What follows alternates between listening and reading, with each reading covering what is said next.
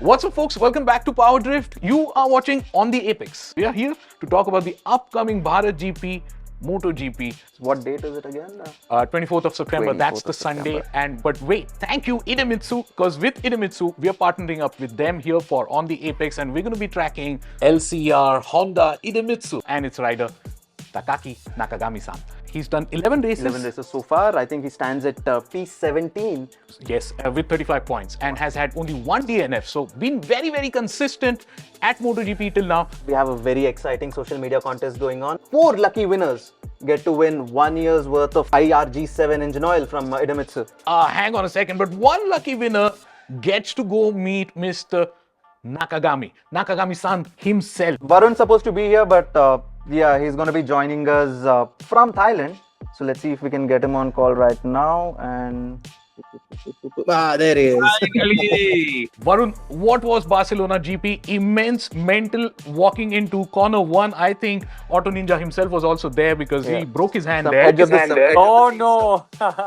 One of the things that I want to start off with, the LCR Honda Idemitsu team. We have Takaki Nakagami, who's representing the Idemitsu side of the LCR team, and he managed to get a top 15 result.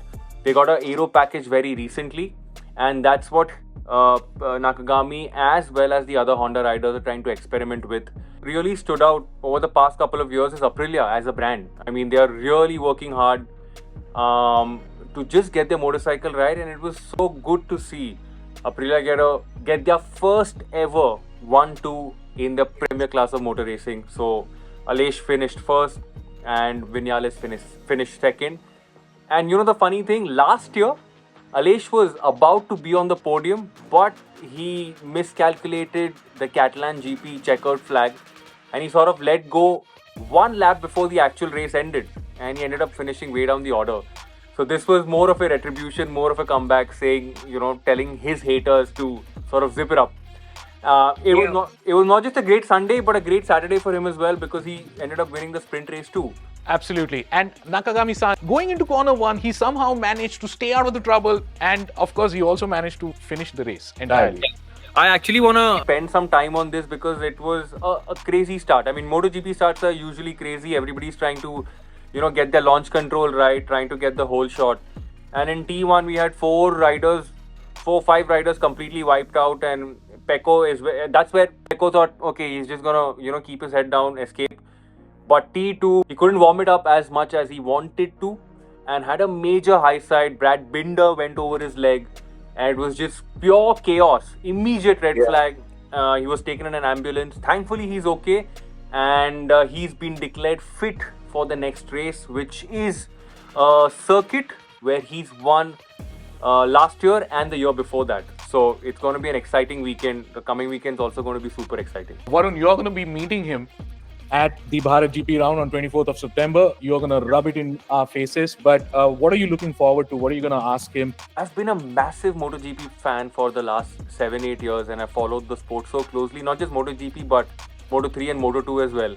So whenever I've been to other circuits and I've gotten a chance to interact, I've always turned into a little kid who's looking up at some of the idols, and it's just crazy. So I mean, I'm really looking forward to understanding his origins, what got him into racing, his favorite circuit, his favorite race, so on and so forth. It's going to be a very interesting conversation, and I really look forward to it. So Mr. Bastianini injured. So probably the next 3 rounds. So what do you have to say about that?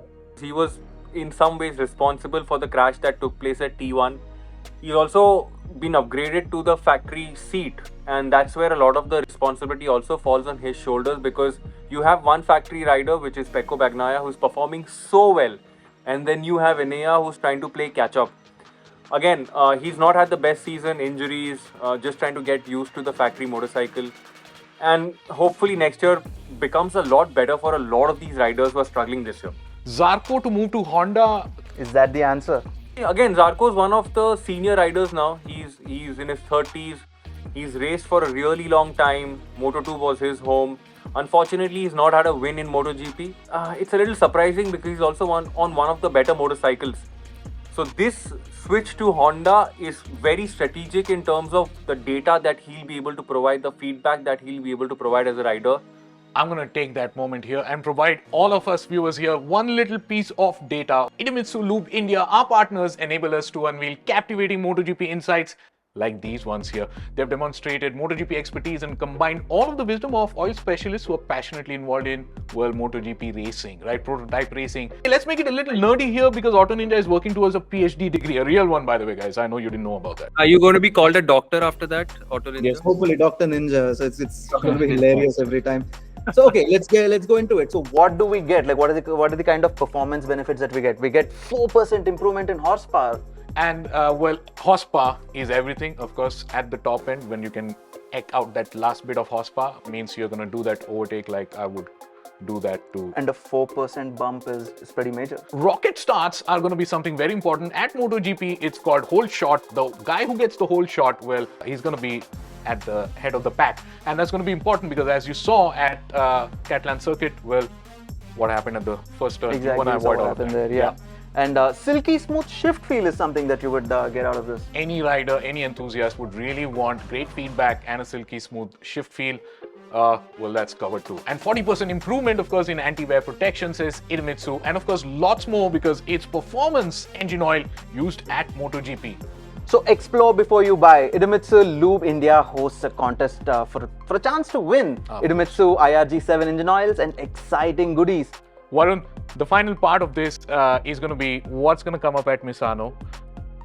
Are you betting on a rider?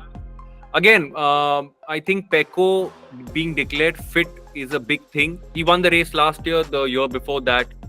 And it's a strong circuit for the Ducati. And again, KTM this year has also gotten better. So I think it's going to be a three-way shootout for sure. Ducati trying to take the championship a little further from its competition. So Pecco's already at the top. He's probably going to try and win this and take the championship a little safe. And then you'll have Binder trying to get it for KTM. And not to forget home GP for Aprilia. So you'll also have Aleix and Vinales trying to sort of play party pooper here. You want to talk about the Misano circuit? Yeah, let's talk about the Misano circuit. It's a very high-speed circuit, so which basically means it's power-hungry, a lot of degradation. Sector 1 and Sector 2 are pretty tight. It starts to get faster in Sector 3 and towards the start of Sector 4. Because you're taking corner speeds at well over 230, 240 kilometers per hour on these MotoGP machines. Wow. It's a lot of strain on your body. Middle. Yeah, and you know, towards the end, you're almost trail braking at those high speeds. So again, very interesting circuit, very technical in some bits and places. High speed action, tight corners. It's going 10 to 12 being the best section, I would say. That's right. That's right. Now, Yamaha, by the way, folks, we have seen their ball drop over the years at Misano.